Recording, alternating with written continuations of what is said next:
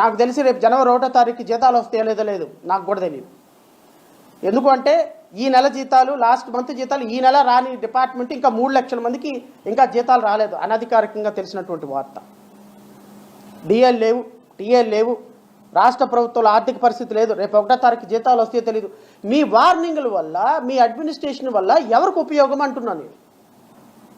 రాష్ట్ర ప్రభుత్వం అడ్మినిస్ట్రేషన్ మీద కాన్సన్ట్రేట్ చేయాలి, ఉపాధి మీద కాన్సన్ట్రేట్ చేయాలి, ప్రాజెక్టులకు నిధులు తీసుకొచ్చి దాని మీద కాన్సన్ట్రేట్ చేయాలి, కేంద్ర ప్రభుత్వాన్ని మీద నిధులు తెచ్చుకునే దాని మీద కాన్సన్ట్రేట్ చేయాలి, రాష్ట్రాన్ని అభివృద్ధి చేసే దాని మీద కాన్సన్ట్రేట్ చేయాలి, లా అండ్ ఆర్డర్ మీద కాన్సన్ట్రేట్ చేయాలి, రాష్ట్రంలో మహిళల మీద జరుగుతున్న దాడుల్ని తగ్గించడంలో కాన్సన్ట్రేట్ చేయాలి, పిల్లలకు ఉపాధి పెంచే విషయంలో కాన్సన్ట్రేట్ చేయాలి, ఇక్కడ రియల్ ఎస్టేట్ భూమి పెరిగే విధంగా కాన్సన్ట్రేట్ చేయాలి, ఈ రాష్ట్రంలో అవినీతి లేని సమాజాన్ని సృష్టించడంలో కాన్సన్ట్రేట్ చేయాలి, ఎమ్మెల్యేలు ఎంపీలు అకౌంటబుల్గా ప్రజలకి నిష్పక్షపాతమైన నిజాయితీ అయిన పరిపాలన అందించడానికి కాన్సన్ట్రేట్ చేయాలి. కానీ ఇదేం పరిపాలన అండి, నాకు అర్థం కాలేదు.